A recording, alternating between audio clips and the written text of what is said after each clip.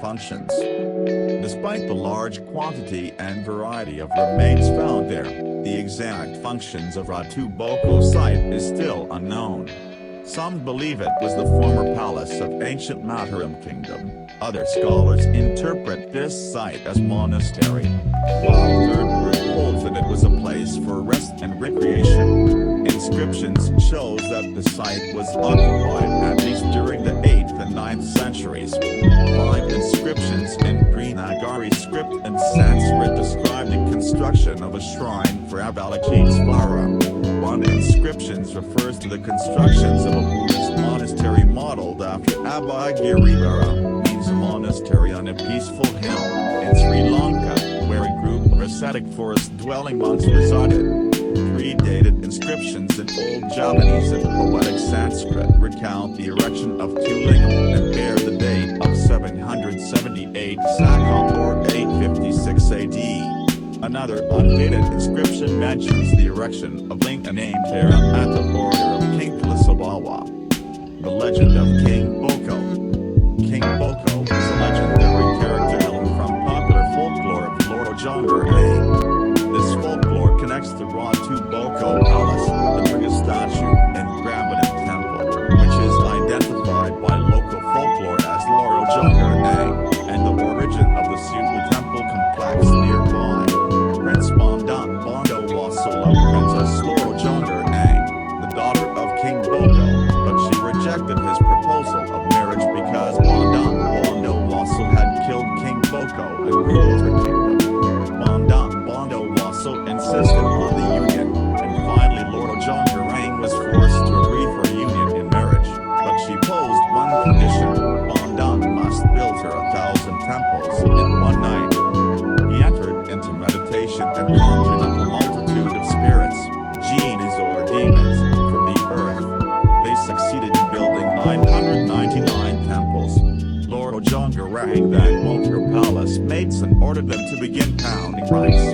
This awoke the roosters, which began to crow. The deities, hearing the sound of morning, believed the sun was about to rise and so disappeared back into the ground. Thus the prince was fooled, and revenge he cursed the princess and turned her into a stone statue. According to the traditions, she is the image of God in the north cell of the Shiva temple at Prambanan, which is still known as Loro Yogyakarta, Slender Maiden. History.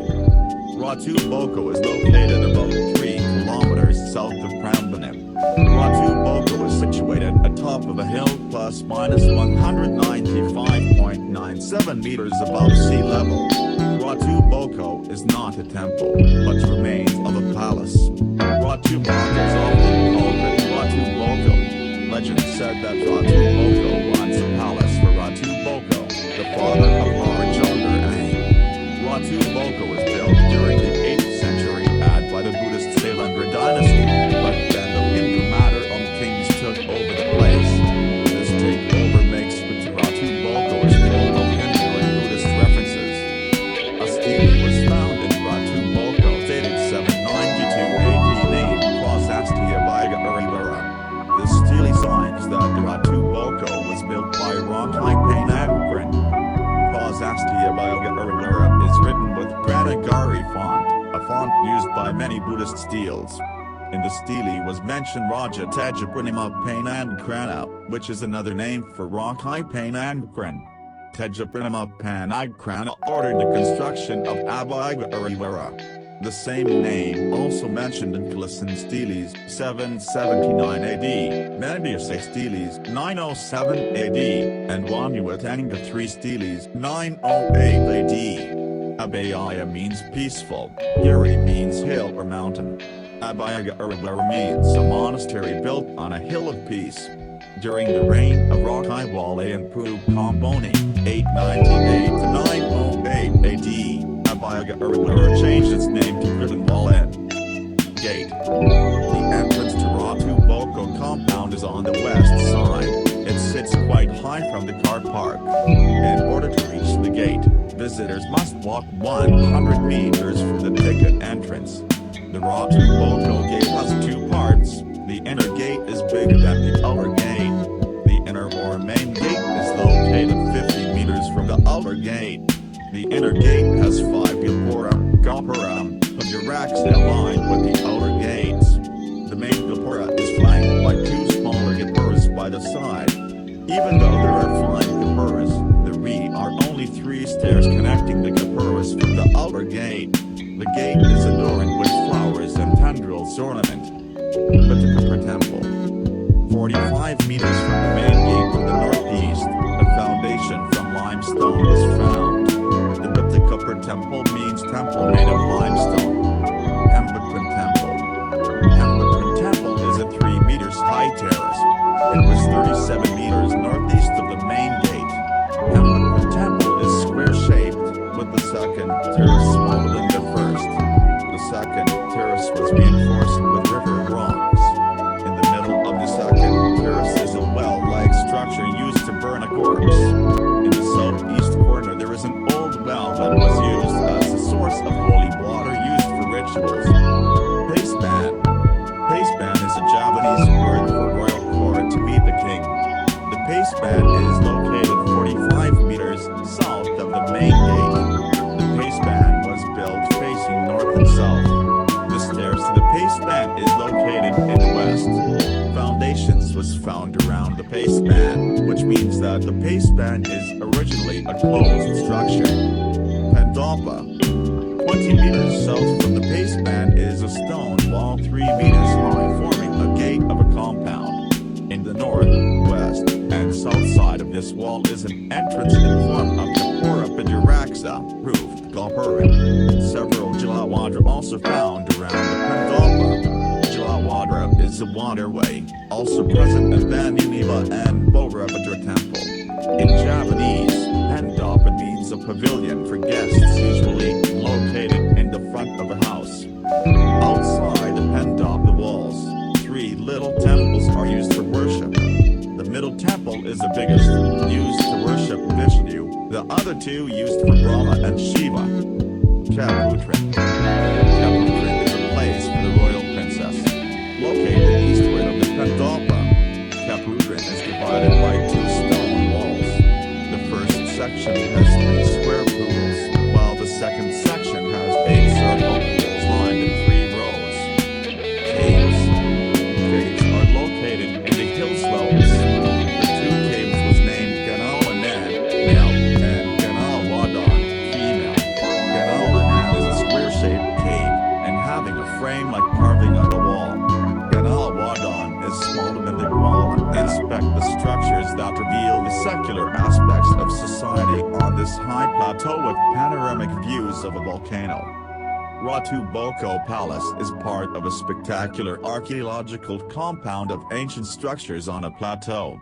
The vast complex covers an area of 40 acres, 16 hectares, and contains the vestiges of a fascinating community.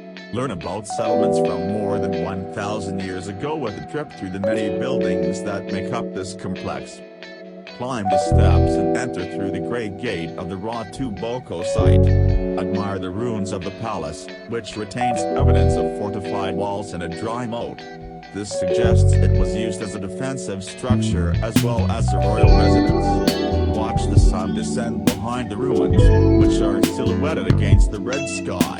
Most of the complex is 643 feet, 196 meters, above sea level. Ascend to the highest part of the archaeological site, where you will find a small pavilion offering excellent views of the surrounding countryside.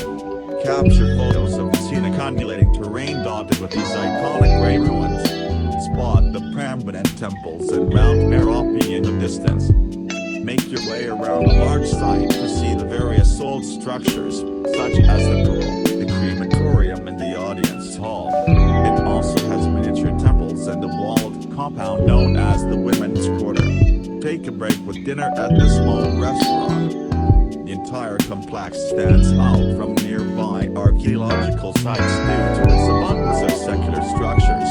Despite this, it contains many Hindu and Buddhist shrines and symbols. Purchase a combination ticket that includes entrance to the nearby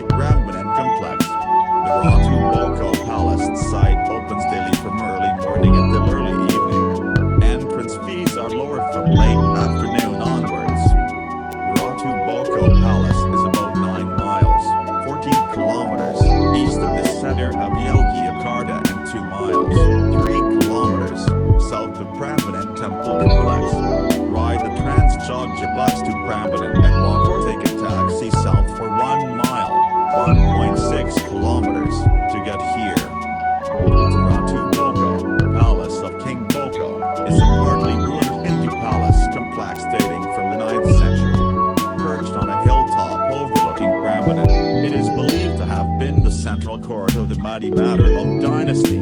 There's a large gateway in the platform of Candi Papakaran, the royal crematorium, as well as a series of bathing places staggered on different levels leading down to the village. The sunset view over the Prambanan plain is magnificent.